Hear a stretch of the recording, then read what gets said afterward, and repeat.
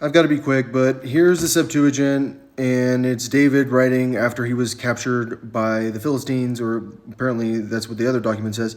But it says for a steel inscription, which like you don't know what that means, but it means it's a monument, like a big monument that was built like in Jerusalem in the old city that ended up getting destroyed. So they're called monument inscription psalms, and that one mentions an inscription. The Bible that Harvard put out for academics calls it a miktam, and I don't think it is even their fault necessarily.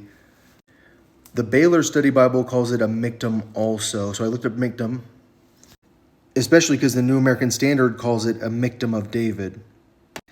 According to this, it's a valued object made of gold or something contained a special teaching, 6 Psalms in the Psalter. This says it's found in Psalm 16. I think the other one said it was Psalm 15, but it's confusing. Some translate to golden. I don't know why it's saying it. It's when it says it is rendered in the LXX, that means it's rendered in the Septuagint, which is what I'm looking at. This says a miktam corresponds to a Babylonian nakamu, lid, a metal cover, or a vessel, but efforts to derive a meaning for the term in the Psalms have not been convincing. In modern Hebrew, it means an epigram. According to the dictionary, an epigram is a pithy saying or remark expressing an idea in a clever or amusing way, or a short poem. Okay, now we've gotten like super confused because apparently like no one knows what anything means anymore because it's pithy. But all the miktams are what this guy describes as monument inscription psalms. So they were monument inscriptions for David. So like David built monuments and he wrote inscriptions, and Izus was obsessed with David and he always read the Septuagint. And he saw the monuments, and he also read the Wisdom of Izus, which was deleted by the Catholic Church. So Harvard calls the Wisdom of Izus Ecclesiasticus, or the Wisdom of Jesus, son of Sirach, but it's actually called Sirach.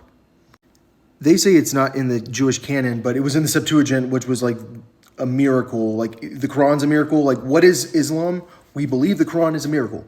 We believe that Muhammad got the Holy Spirit, and he said things.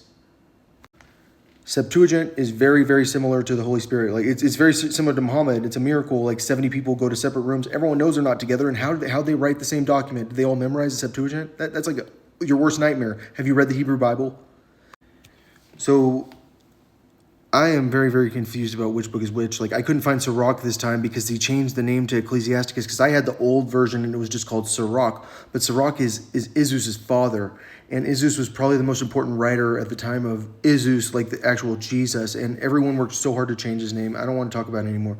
But like you won't believe the things they did to change that guy's name. You won't believe the things they did to cover up that religion. Because like he was a Lord of the land. He was the Lord of Nazareth. He killed the freaking high priest. And they needed to explain the high priest was filled with Satan. Now we're not filled with Satan. The elders were filled with Satan. They became demon possessed, and they believed in demons. And if you read John, Izus says that if you believe in demon possession, then you're evil. Like he says you're a sinner.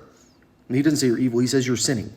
Like, and that's the thing about the language being simple. He's saying you're doing something wrong.